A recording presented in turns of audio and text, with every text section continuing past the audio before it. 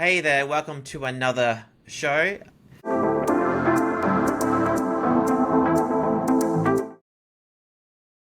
Today we've got David Mills on the call. And if you're looking for a unique mortgage solution in Australia or Japan, Dave's your man. So, Dave, can you share a little bit about your background? Yeah, country boy to start. We had a wheat and sheep farm. I grew up in 7 years of drought.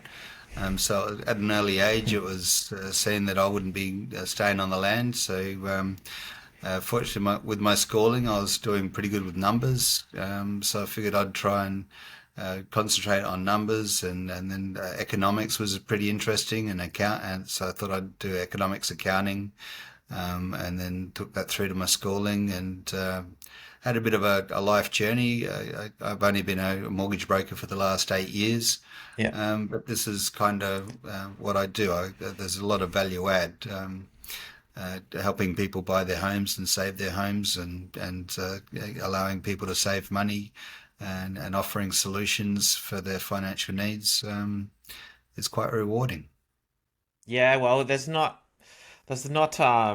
many other big purchases like people make in their lives than property. So, yeah, I'm sure Yeah, it's very quite true, rewarding. and very stressful on the clients. But I don't just do mortgages as well. I also help them out with their tax. If they want a car loan, I can do that. Anything from a $2,000 personal loan up to well, basically sky's the limit. I think I had a Yeah. go at a $270 million coffee franchise refinance. Didn't get it, but I had a go at it. So Yeah, it's nice. It, it can yeah. it can be very interesting where the finance leads you. Yeah, absolutely. So, what's the most significant challenge you've faced as a mortgage broker, and how did you I think overcome it? there was a couple. I think the Royal Inquisition to mortgage broking to finance Yeah. was a bit of wake up the industry. We had deals that were able to go through, but we had the lenders weren't lending money because they were waiting on the decisions from the Royal Inquisition before they were able to before they'd release funding. So it's just like the lending industry stopped. It was quite hard, and then Yeah. I think just as we were coming out of that, um, we were also had a problem with valuations coming in short. So all this unrest, they were looking at a possible recession type prediction in the future. Yeah.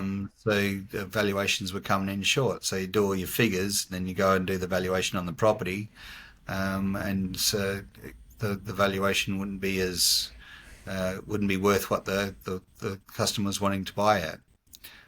So Yeah, there's difficult some of the situation. problems that we have.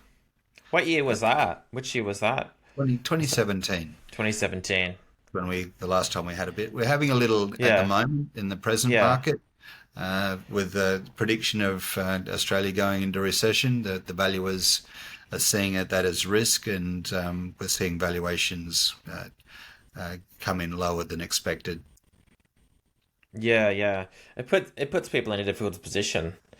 And I guess with your experience, how many years have you been at it? Oh, 8 years. And Eight you're right. years. And the more risk there is with the lenders, Hmm. lenders because they give the majority of the money, they dictate the interest rate. So interest rate is often dictated between for loan to value ratio, and the age of the client and their credit file and a few other things. But a lot of it's the risk calculation is the loan to value ratio. So what Yeah. the property is worth compared to the amount you're lending. Yeah. Yeah, that's good. That's good to know. So, we recently, as a buyer's agent, recently had a client that went to a bank, and they kept saying to us after applying with the bank, "I wish I had gone with a mortgage broker." And the clients that we've had that have gone to mortgage brokers, they're getting answers a lot faster. Why does that happen? Like that's Oh, well, everybody hates being on the short phone. answer. Well, ring up a bank. The easiest Yeah, part is, well, we've got direct lines in with the yeah, bank. If you walk into a branch, you're just talking mm, to the person at the front. The person yeah, that makes the decisions on the lending tends to be out the back, so you won't get a straight yeah. answer from the person Makes at the sense. desk.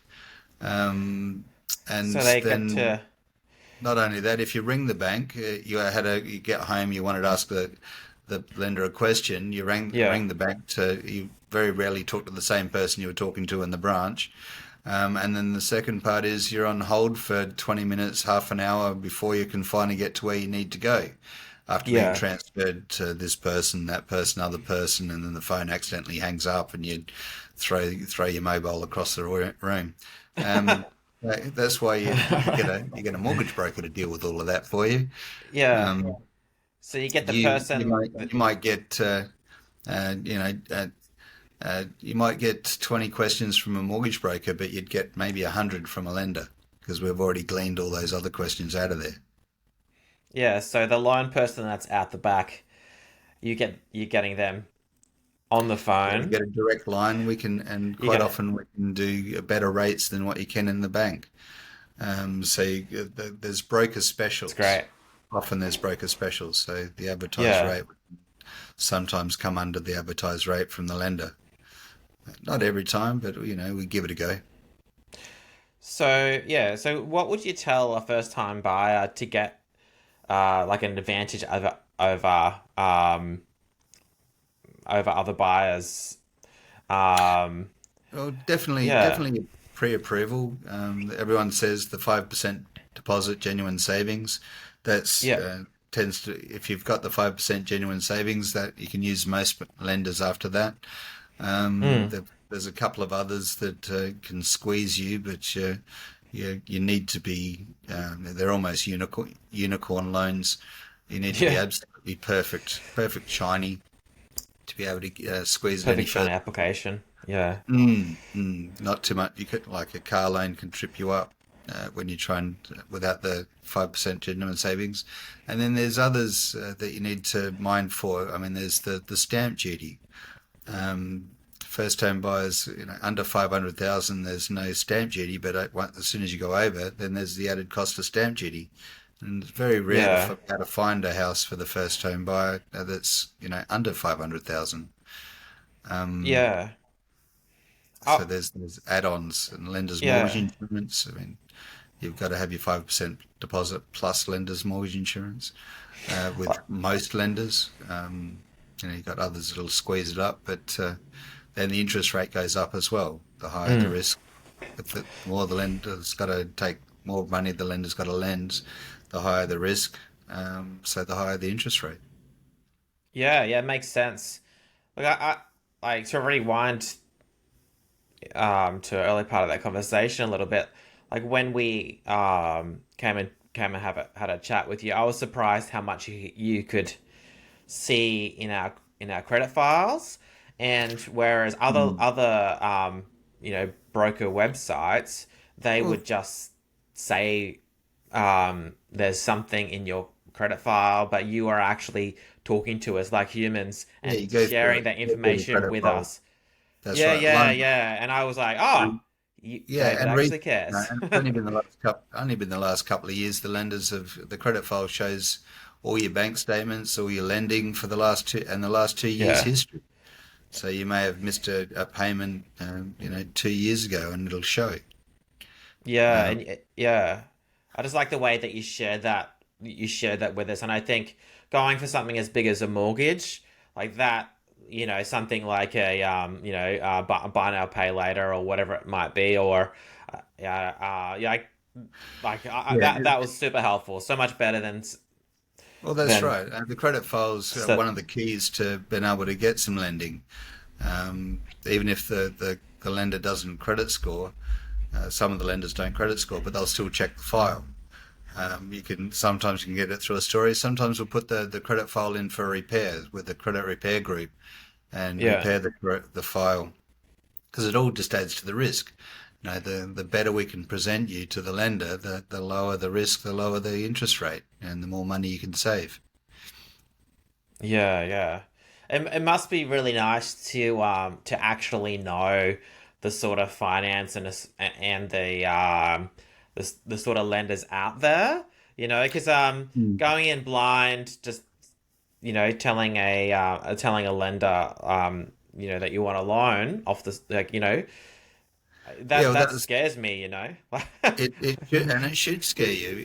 We've got Yeah. lenders out there that if you went to more than three lenders and inquired, Yeah.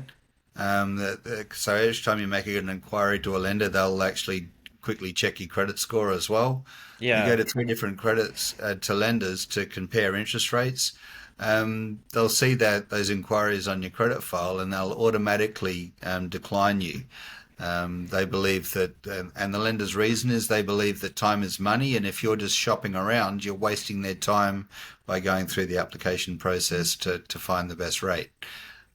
So to stop wasting the bank's valuable time, they'll just automatically decline you because they see you as a window shopper and not committed to the lender. Yeah. Wow. That's yeah. It's a Yeah, it's a good it's a tip. It's a good surprise. tip. The things I you mean, don't know, hey? one of the worst case scenarios I saw was that uh, the the wife was trying to get down their expenses, so she was shopping for the Yeah. cheapest interest rate on credit cards, thinking she was doing the right thing. And she inquired to 15 different credit card companies online, and those 15. 15 inquiries went on her credit file and just ruined it. They couldn't Yeah, lend wow. just from the because she'd done a crazy amount of inquiries on it, and they showed for a credit card, and they showed on her file. She didn't even actually apply for any of their credit cards. She was just checking out their interest rates. Yeah, wow.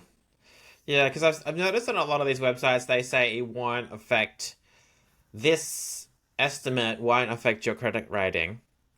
It Yeah, they're called soft touch. So you yeah. can there's soft brokers have the ability. Most brokers have the ability to do a soft touch on your file. So Yeah. when we're doing a credit inquiry, it doesn't actually affect the credit score. Yeah, good to know. Yeah. It's good to know the options that's out there.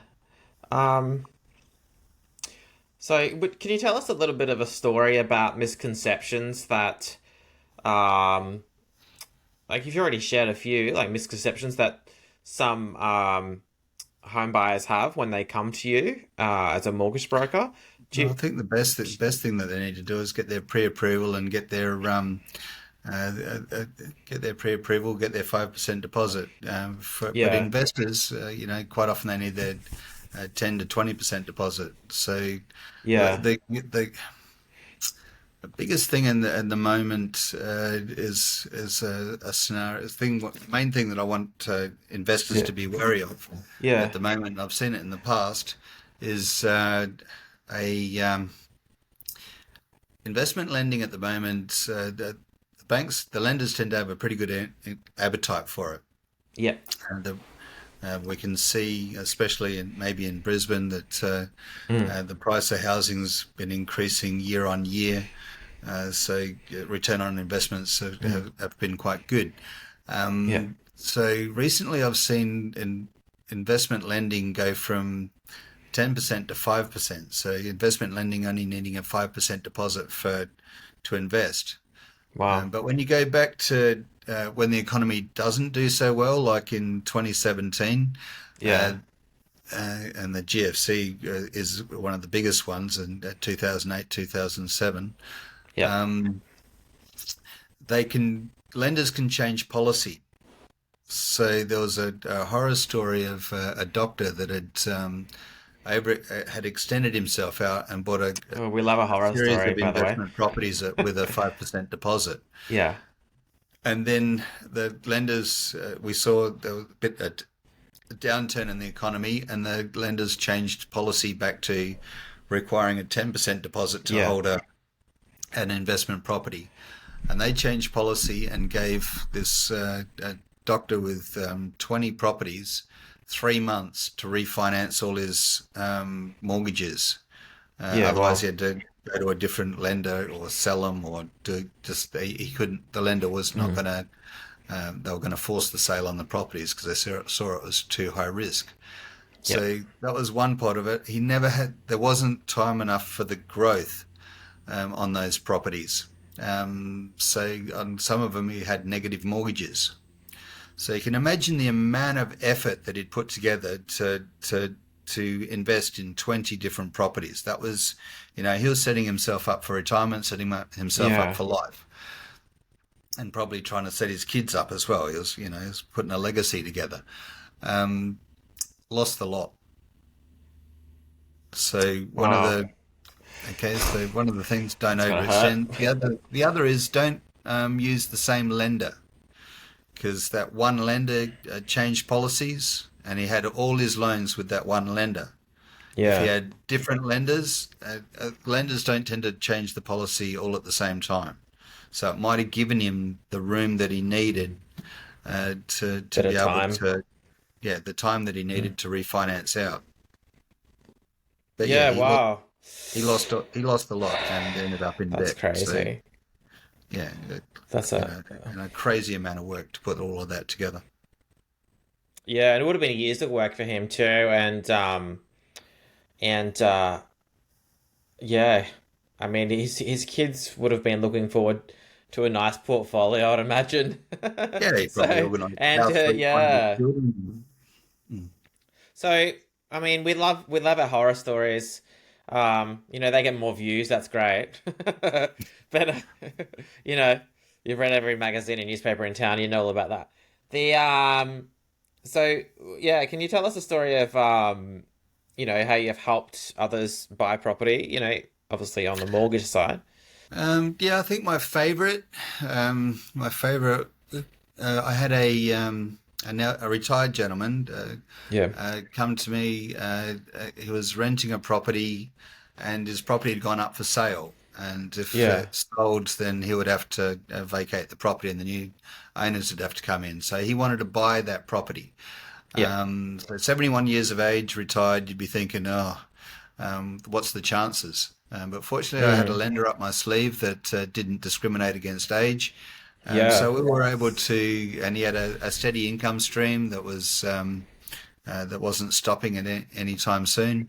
yeah. So we were able to prove income and get that gentleman a 29-year mortgage at 71 years of age. So It's by pushing amazing, the mortgage really. out, he was able to service the repayments. Yeah. And the lender's policy was had mortgage had to be repaid at 99 years of age. Um, so having Hey, we that all live knowledge. that long these days. We're so Yeah, and healthy. the lenders and paying money out of from inheritance or something, the lenders don't Yeah, like. But he was able to prove servicing of those payments, and the only way we could prove servicing was by pushing that loan out to such a far distance and a reasonable rate.